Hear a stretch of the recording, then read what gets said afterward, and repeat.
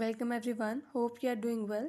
In this video, I will show how to fix if Galaxy Tab S10 Ultra won't send text messages. Before starting this video, please subscribe to this channel. Let's start our video without wasting any time.